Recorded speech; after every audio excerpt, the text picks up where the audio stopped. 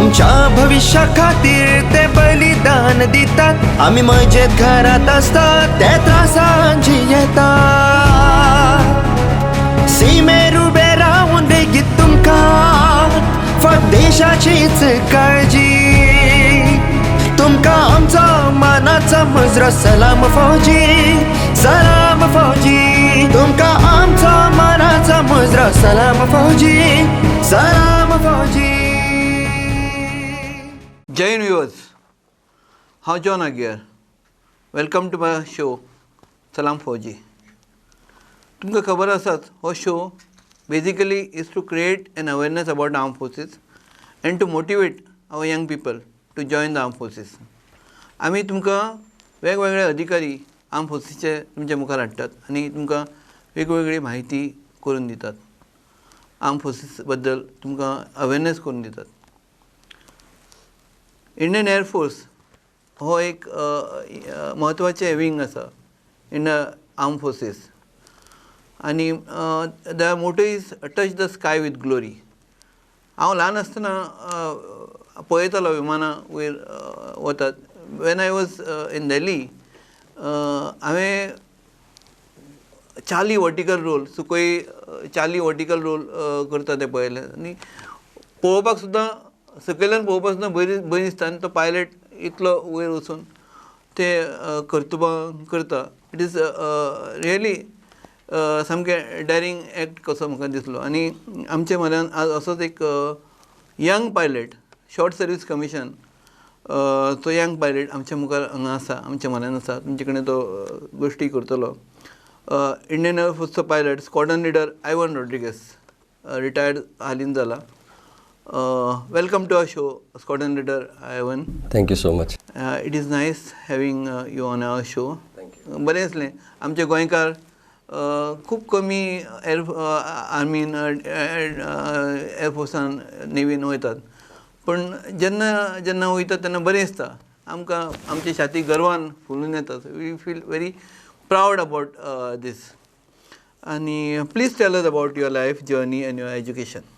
Well, basically, I am, first of all, namaskar everyone. I am Squadron leader Ivan Rodrigues, nickname Rods in the Indian Air Force. I am from Margaon and I've done my schooling initially. Modgaonkar. I've done my schooling in Loyola's till my 10th. Tachi Upran I took science and was in Damodar's High Secondary School of Science. After that, I did my engineering in electronics and communication engineering in Bangalore, New Horizon College of Engineering. That is where I had exposure to a lot of things with respect to career and everything else. Immediately after that, even though I was placed in different companies after my campus placement, I started my applications, I started my preparations for joining the Indian Air Force and joined the Indian Air Force in the year 2013 and after 10 years retired last year and now I'm in front of you. How did it all happen? How did you join the Air Force, or what motivated you to join the Air Force? Well, to be very honest, it's every child's dream to fly. And for me it was a little bit more, wherein I wanted to fly faster than the speed of sound. And the only place or the only machine that would ever get me to fly faster than the speed of sound was a fighter cockpit. And fighter flying is only available, or the dream of flying faster than the speed of sound was only available in the armed forces. So that was my channeling. And it is a funny story, to be very honest with you, that when I went to write my initial aptitude test in Pune, just 1 month before I had done a ACL reconstruction surgery for my knee. So I went to Pune to write the aptitude test in crutches. And fortunately, out of the hundreds that were there, even though I was sitting in that examination hall with crutches, I was one of the 7 who was shortlisted to appear for the SSB, the Services Selection Board, at number 3 AFSB, FO Selection Board in Gandhinagar. all the people who were shortlisted at that point of time, after 1 month of preparation, we had to report to number 3 FSB. I think there were about 80 to 100 candidates, and I was the only chest number 1. To be recommended. I was with a knee brace, because I had to undergo an extensive physiotherapy. But what about medical? And medical came later. So because I went to 3 FSB and I was the only candidate recommended for that batch of SSB. And 1 month after that I went for my medicals. Obviously, because it was a ACL reconstruction surgery, even though I had those 2 bio screws, it would be able to dissolve. And in your first moment I entered, it was I had to inform that I had got this. I had undergone this surgery about a couple of months back, and that was taken into consideration by the medical authorities, considering the rapid rate of movement which I was able to get due to physiotherapy and everything, which is why I was recommended by the medical authorities at AFCME, that is FO Central Medical Establishment in Subrata Park, New Delhi. So that was just the start. And it was, to be very honest with you, that was the easiest part. Joining or being recommended as or selected or coming in merit as a cadet was the easiest part of my journey in the Indian Air Force. Oh, for a lot of candidates it is difficult, but for you it was easy. Good. You all have this pilot aptitude test also. In SSB it is, we call it PABT. Yes, PABT, Pilot Aptitude Battery Test, is basically exam to check your psychomotor skills. Whether if you have it in you, or whether you could be a pilot or no. It is specific only to the Indian Air Force, and it is a do or die situation. It is a pass or fail situation. It's not something that great. It is just one video game, and you're supposed to play that video game in the right possible way. But if you fail, you can never be a pilot in the Indian Air Force. And you were talking about, just to give context, when in the start you were talking about something called a vertical chali. Just to give context to everyone, a vertical chali is when, in your case, when you saw the Su-30, the aircraft comes in front of the dash, immediately in front of the dash, pitches up, takes 3 rolls. After 3 rolls, while dispensing flares, it will invert the aircraft and exit. That is what a vertical chali is. Everyone will get context. Yeah, and did you go through FCAT? I was an FCAT entry because I did my engineering. There are 2 modes of entries. One is after your 12th standard, you apply for NDA, that is National Defence Academy, Khadak Masala, Pune, or you complete your graduation outside and then apply for AFCAT, that is Air Force Common Aptitude Test. How did you choose your branch as a fighter pilot? At basic training or initially? No, when you're putting your application only, whether you choose whether you're in FP or you're choosing FP, you're choosing ADAM, you're choosing ATC. That happens at your initial application only, and that also depends upon your educational background. Whether it's science only, if you're taken science only, then it's possible for you to get into the flying program. And how was your experience at the basic training, Air Force Academy? Basic training was fun. As a normal Goenkar or as a Goan or as a civilian, I don't come from a military background. Both my mother and father are into business. So, and there is no one in my entire past, in my family or everything, who are part of services. It was an eye-opener. For flying specifically, you are a cadet for 1.5 years. So you have 3 batches of 6 months each. In the first 6 months, you are learning GSK, that is General Service Knowledge. And if you are in flying, you are only learning basics of, you're having subjects, immense amount of studies that is supposed to be done. So first 6 months was that. apart from all that studies and all military training, because you cannot be from a civilian, you cannot become a soldier by just words. You have to go through the process, which involves intense physical and mental grooming. So after those first 6 months, which you clear that, then you fly the Pilatus PC-7s. I flew the Pilatus PC-7 Mark IIs. They are Swiss aircraft, they are trainers. So you have a set amount of sorties in which you have to, a sortie is one takeoff and landing is a sortie. You have a set amount of sorties, and every sortie is an examinational sortie. You're always checked for each and every aspect that you're supposed to be of that standard for before, after clearing it. And immense amount of exams, wherein you have two types of exams. For example, you have the technical subjects, wherein you have to know everything about the aircraft, and emergencies. So for technical subjects, your passing is 85%, and your emergencies, your passing is 95%. Only then you are allowed to sit into the cockpit. Once you fly the Pilatus PC-7s and you clear, after you're being assessed for every sortie, you get a merit list. High in merit type cadets who have performed who have performed well are recommended for fighters. There's a trifurcation that happens for fighters, transport and helicopters. Your choice is also taken into picture, but not that much compared to what, because ultimately it is the organization's requirement. So based on your merit, the fighters, guys who are recommended for fighters, they end up going to fly. I flew the HJT-16s or the Kirans at Hakimpet.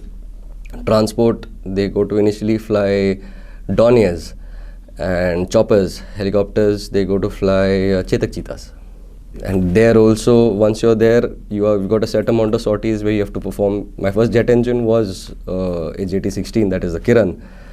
And there also it is, every sortie is an examination sortie. You need to come to the required standards that is set by the Indian Air Force.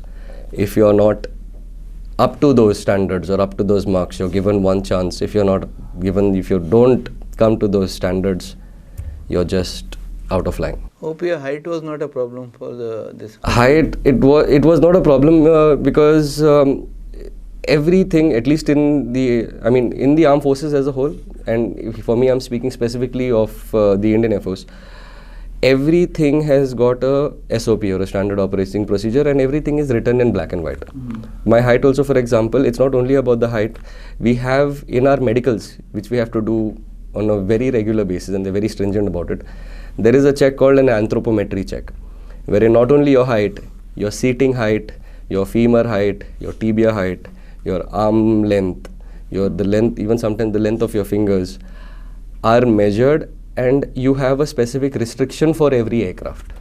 So had I been maybe 2 centimeters taller, I would have been recommended for almost all other aircraft except the MiG-21s, which was my parent operational aircraft.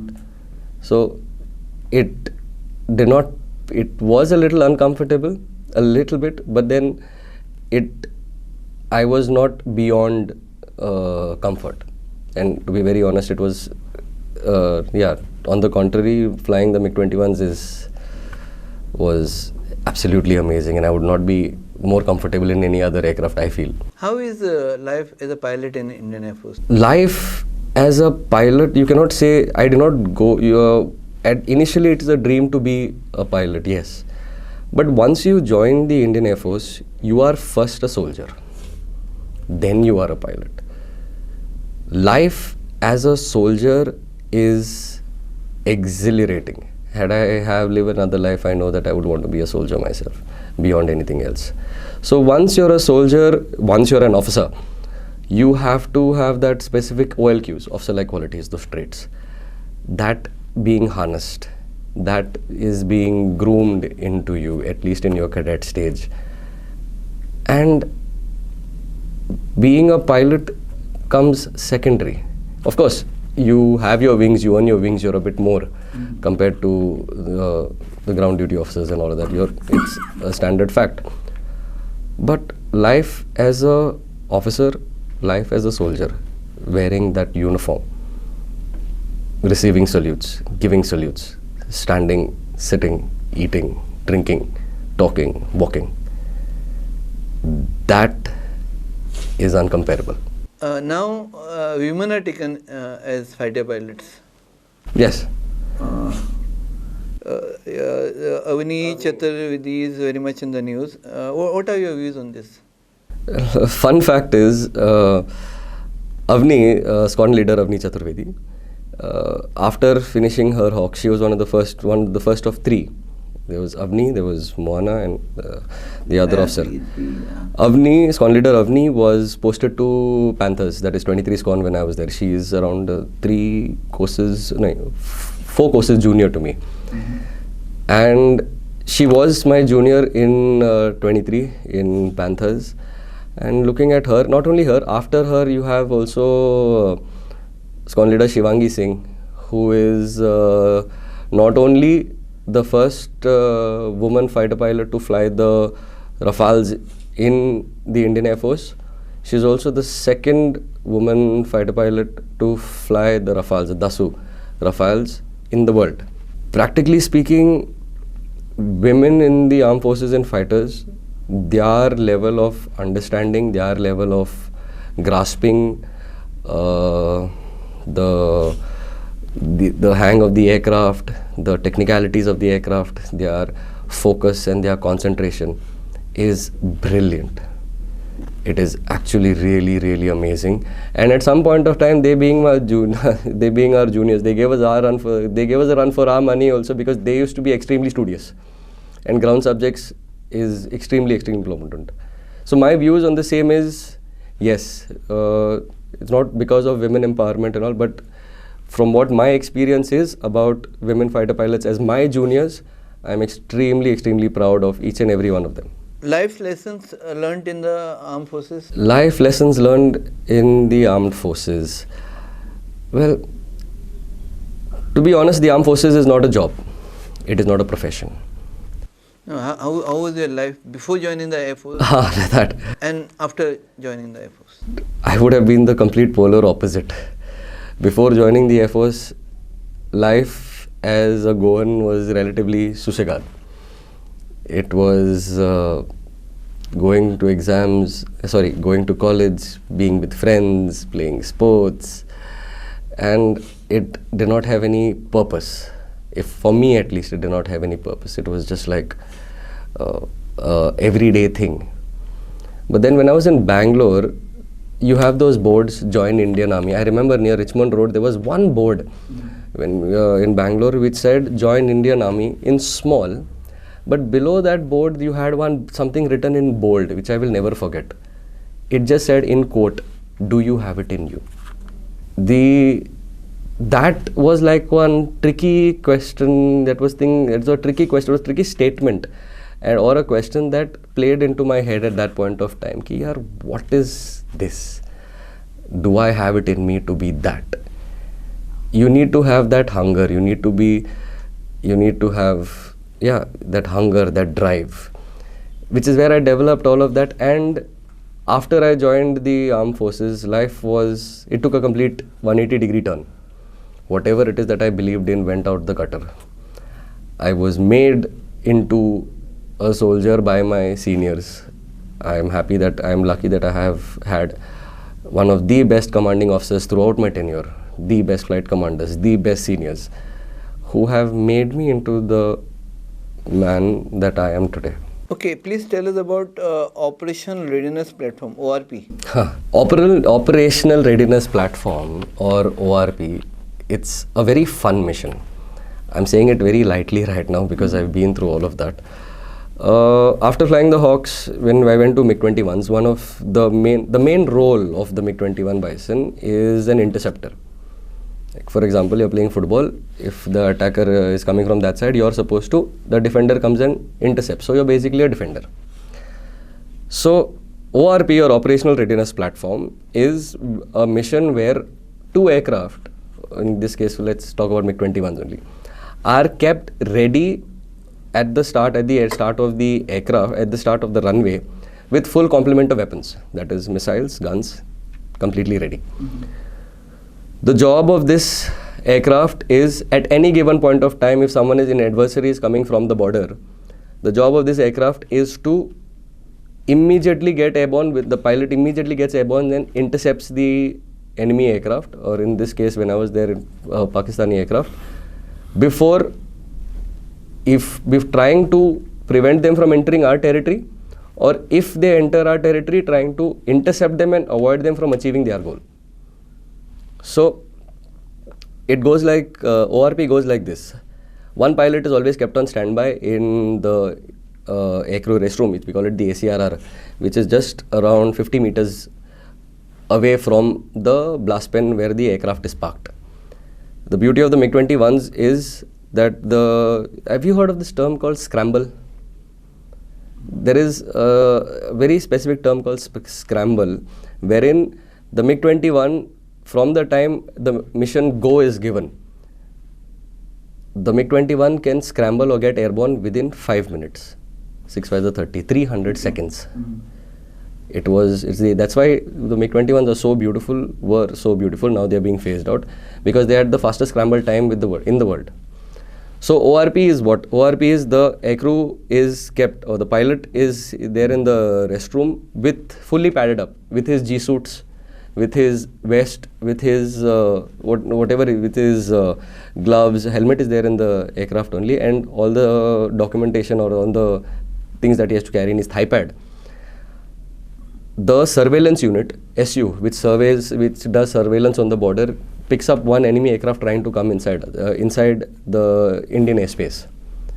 Around 10 to 15 kilometers away, when he's in his region trying to come facing towards us, the scramble sirens is rung, and from the surveillance unit one call comes: scramble, scramble, scramble.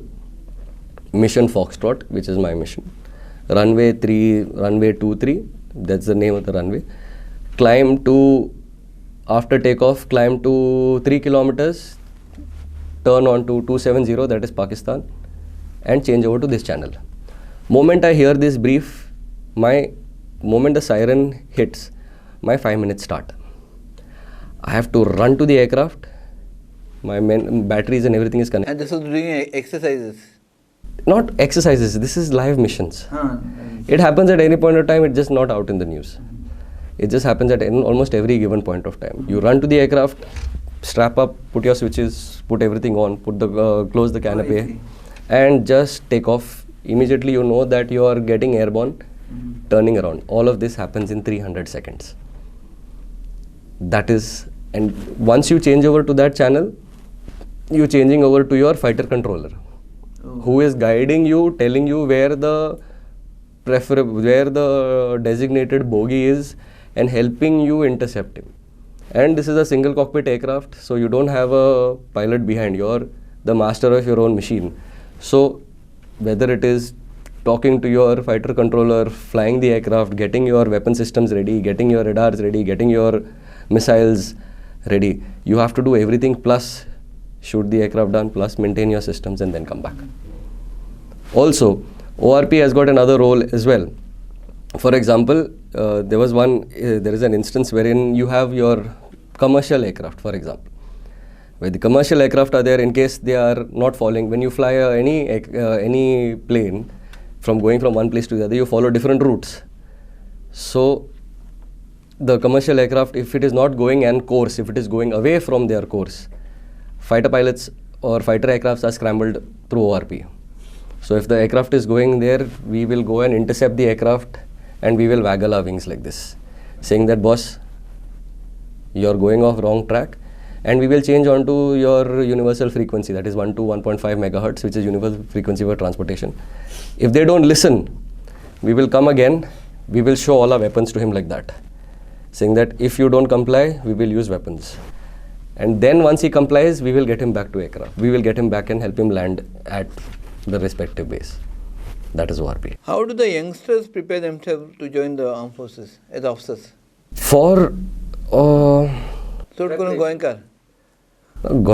Now first what will happen is, one thing which may be a little bit lacking is the awareness, for which I'm sure this show is there for. They need to keep up with definitely all the news, with also where your advertisements come that you have, and applications are being taken, whether it is Army, Navy or Air Force. once they know that, they have to, first of all, general knowledge is required, and you have so many publications, so many books which are there, which help you in your aptitude test. Also, it's not there in Goa, but I am aware of a couple of training institutes, like how you have institutes for UPSC and all in Bangalore. I think there is one, I don't know a name, but there are a couple of them where you where you study. It's tuitions, it's coaching for the aptitude test. Guyana. They don't have in Goa. And in Bangalore and in Delhi and all of these places, they have got specific training for SSBs also, wherein for ground this they have got the entire setup, a replica of the SM. Hi, you have that setup. So the youngster, if he goes, if I'm assuming that if the youngster goes over there, he's not taken aback or he's not surprised at anything. Sagle korun tinga, you're having your training and you're done. And then it's all up to you. Your message to the defense aspirants? I got a lot of things that I would say, but now that having this conversation with you, I just have one thing to say to all the defense aspirants. In quote, do you have it in you? That's it. Thank you, Squadron Leader Ivan. बरें दिसलें तूं आमचे फुड्यान आयलो. It was nice having you on our show today. आनी तुवें खूब आमकां बरी म्हायती दिली लोकांक, आनी I hope they will definitely consider, our youths will definitely consider joining the armed forces. बरें दिसलें to have you as a motivator. आनी तुमकां सांगता, तुमकांय अशेंच आमी बरे अधिकारी आनीकय अधिकारी हाडटले, not only officers but other ranks also, and share their views before you. Salaam Fauji. आमचा मानाचा मुजरा सलाम फौजी, सलाम फौजी. तुमका आमचा मानाचा मुजरा सलाम फौजी, सलाम फौजी.